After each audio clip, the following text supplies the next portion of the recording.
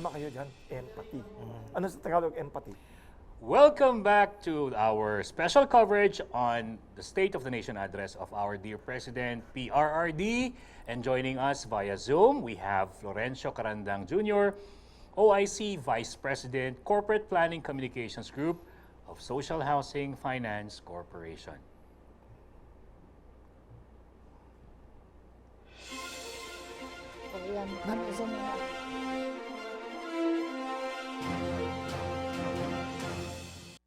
Socialized housing is one of the major programs of the Duterte administration. As we reach the home stretch of the Duterte administration, the big question is, has socialized housing been implemented based on the letter of the law?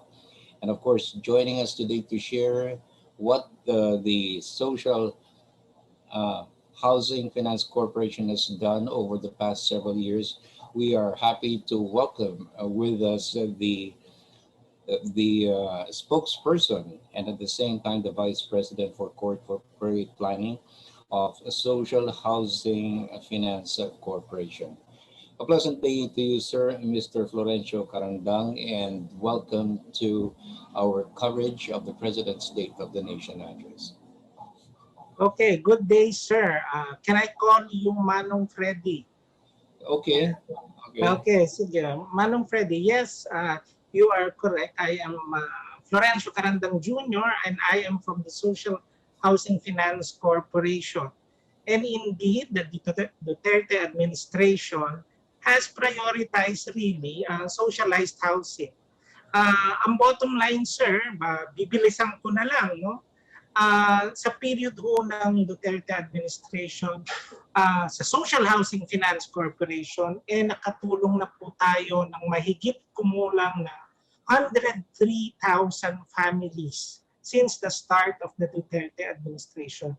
That is as far as the Social Housing Finance Corporation is concerned. But you may ask, ano ho ba ang Social Housing Finance Corporation? Kami po ay isang ahensya. We are a government-owned and controlled corporation that provides financing to our informal settler families or to those who are in the low income bracket. That is the priority of the administration, to provide housing to the low income families. So, how does it work? No? Simple lang po. You organize yourselves into different communities, into a community, and then we will provide you loans. Now, kaya po nasabi yung different communities because you can access our program, the community mortgage program in particular, kaya nga community by forming yourself into a community. Now, a community can have various identities. Like for example, if you are low-income teachers, mag-form kayo ng community. Register yourself as a legal entity, as a community. And then you can apply na. Of course, the assumption here is that you are homeless. So that means that wala kang bahay. So namumupahan ka. And that mababa ang income mo. Because, sir, ang aming terms of loans is very, very minimal. It's 6%. Pwede rin siyang maging 2%. Depende sa income mo, 35 years to pay. Now, just to cut you short, magkano naman yung allowable na pwede mong hiramin sa gobyerno o sa inyong opisina? Yeah. Yes, good question, sir. No? Meron po tayong tinatawag na socialized housing loan ceilings. It was, I think, passed around 2018. The minimum is 580,000. And then the maximum is around 750,000 per person. In our case, since it's a community, per family. Kasi di ba magpo-form kayo ng community? So one community may be one person or one household. Now, if you create one community, how many members can benefit from what you are providing? At the same time, uniform ba yung yung pondo o pera na that they can secure to pay for whatever construction they do for their future homes? Okay, again, thank you for that question so that our audience will be enlightened. Yung the amount that the community can get from us depends on the loan. Now, the loan is computed in such a way na depende doon sa kaya mo. Kaya ng isang miyembro ng community. So, as I said, no, it's a low-income group. Within that low-income bracket, you have siguro a high low-income family or meron siguro low-income family. It really depends. So, ang mangyayari, yung loan nyo depende dun sa members ng community, and then isa-sum up siya, then that's your loan. Kasi like for example, ako sir, member ako ng community, ito lang yung kaya ko, let's say 580, no?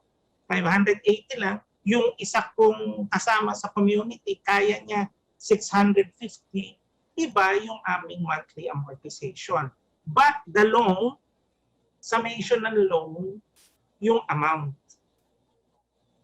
Well, the concept, sir, is community. Because pag naka-community ka, nakita namin na pag-aralan namin, mas nababayaran po. Rather than individual ka. Pag individual ka kasi at the end of the day, if you cannot pay, di ba, parang ikaw lang mag-isa. Dito po sa aming community mortgage program, as a community, kasi community loan eh, nagtutulungan.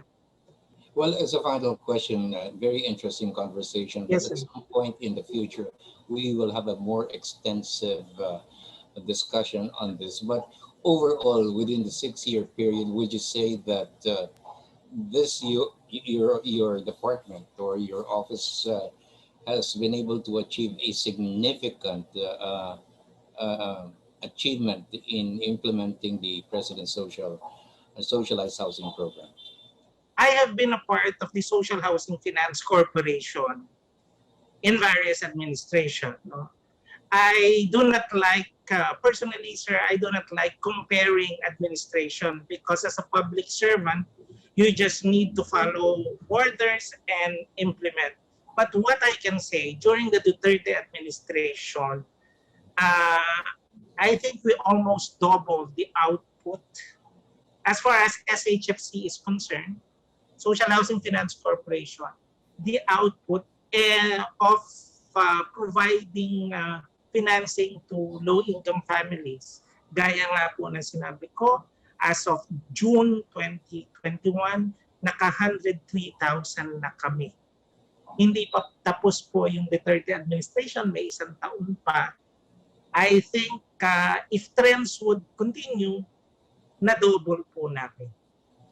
Okay, From the previous administration. So it's a plus for the administration ang Social Housing Finance Corporation's Community Mortgage Program. Well, thank you very much for joining us today as we look at the achievements of the Duterte administration as the President will deliver his State of the Nation address. But a final word from you before we go. Well, as a final word, ladies and gentlemen, siguro mga audience, no? Should I say countrymen, the Philippine government through the Duterte administration has considered housing as a vital, it's not only social, as a vital basic need of every individual, every family. And Social Housing Finance Corporation, which belongs to the Department of Human Settlement and Urban Development, has really a program to address your housing need. Nandito po kami, magkasama tayo, tutulungan natin ang isa't isa. Yun lang po ang masasabi ko na siguro mensahe. Maraming salamat. Okay, thank you very much for joining us, Mr. Florencio Carandang Jr., the spokesperson and Vice President of Corporate Planning and Communications Group of the Social Social Housing housing. Corporation. So thank you for joining us, and